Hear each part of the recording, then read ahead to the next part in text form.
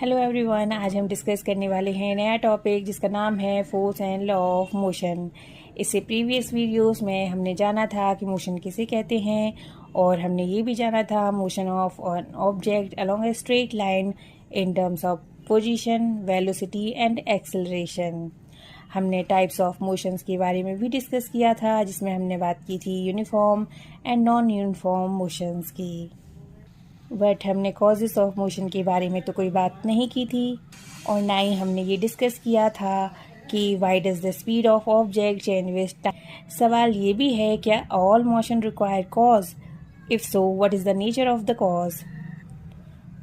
For many centuries, the problem of motion and its causes has puzzled scientists and philosophers.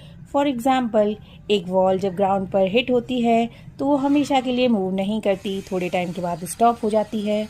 Such observations suggested that rest is the natural state of an object. हम रोज़मर्रा की ज़िंदगी में कई effort देखते हैं। For example, एक stationery object को मोशन में लाने के लिए या मूविंग ऑब्जेक्ट को स्टॉप करने के लिए। We ordinary experience this as an muscular effort and say that we must push or hit or pull on an object to change its state of motion. अगर हम बात करें फोर्स की, force का कॉन्सेप्ट डिपेंड करता है push and pull के concept के ऊपर।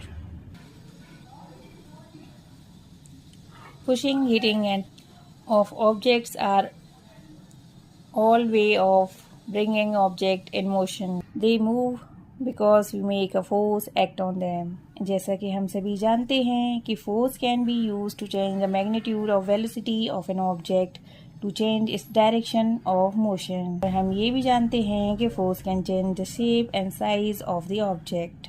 अब हम डिस्कस करेंगे बैलेंस्ड एंड अनबैलेंस्ड फोर्स के बारे में। जैसा कि आप इस डायग्राम में देख सकते हैं, two string X and Y are tied to opposite faces of a block as show. अगर हम एक फोर्स अप्लाई करते हैं स्ट्रिंग के ऊपर, then the block move to the right. Similarly, अगर हम स्ट्रिंग y को पुल करते हैं, the block move to the left. But if block is pulled from both the sides with equal forces, the block will not move. Such forces are called balance forces and do not change the state of rest or motion of an object. अब हम एक situation के बारे में consider करते हैं। मान लीजिए two opposite forces of different magnitude pull the block. In such case, the block will begin to move in the direction of greater force. Thus, the two forces are not balanced and unbalanced force act in the direction of block moves. इस experiment से हमें ये पता चलता है कि unbalanced force acting on an object bring it in motion. आपने कई बार बॉक्सेस को अपनी रफ सरफेस पर पुश करते हुए तो ज़रूर देखा होगा। This friction forces arises between two surfaces in contact. What happens when we ride a bicycle? When we stop pedaling, the bicycle begins to slow down. This again because of the friction forces acting upon to the direction of motion. The bicycle begins to slow.